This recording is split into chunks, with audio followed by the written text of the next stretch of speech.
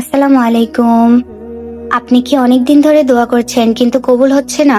অথবা মনে এমন কোনো আশা আছে যা পূরণ হওয়া খুব জরুরি?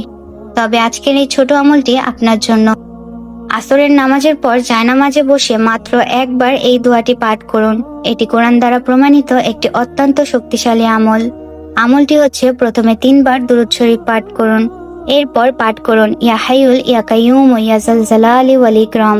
আলিফ লাম মিম আল্লাহু লা ইলাহা ইল্লা হুয়া হাইয়ুল কাইয়ুম। শেষে আবারও 3 বার দুরূদ শরীফ পড়ে আল্লাহর কাছে আপনার মনের ইচ্ছা খুলে বলুন।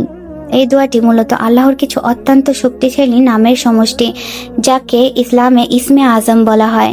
হাদিস অনুযায়ী ইসমে আজম উসিলা করে দোয়া করলে আল্লাহ তা ফিরিয়ে দেন না। ইয়া হাইয়ুল ইয়া কাইয়ুম। হাইয়ুল মানি যিনি চিরকাল জীবিত, কাইয়ুম মানি যিনি মহাবিশ্বের সবকিছুর ধারক। রাসূল সাল্লাল্লাহু আলাইহি সাল্লাম কোনো বিপদে পড়লে এই নামে আল্লাহকে ডাকতেন, ইয়া জাল জালালি ওয়াল ইকরাম। এর অর্থ হলো হে মহিমাময় ও মহানুভব। এই নামে ডাকলে আল্লাহ অত্যন্ত খুশি হন। নবীজি সাল্লাল্লাহু আলাইহি সাল্লাম এই অংশটি দোয়ায় বেশি বেশি ব্যবহার করতে বলেছেন। আলিফ লাম মিম আয়াতুল কুরসির অংশ। এখানে সূরা বাকারার শুরু এবং আয়াতুল কুরসির অংশ রয়েছে। এতে আল্লাহ একত্ববাদ এবং তার অসীম ক্ষমতা ঘোষণা দেওয়া হয়েছে। কেন আসরের পর?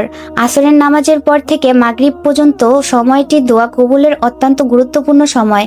বিশেষ করে জুম্মার দিন এই সময়ে দোয়া করলে তা দ্রুত কবুল হয় বলে বর্ণিত আছে। ইনশাআল্লাহ আল্লাহ আপনার মনের নেক আশা পূরণ করবেন। ভিডিওটি শেয়ার করে অন্যদের জানার সুযোগ করে দিন।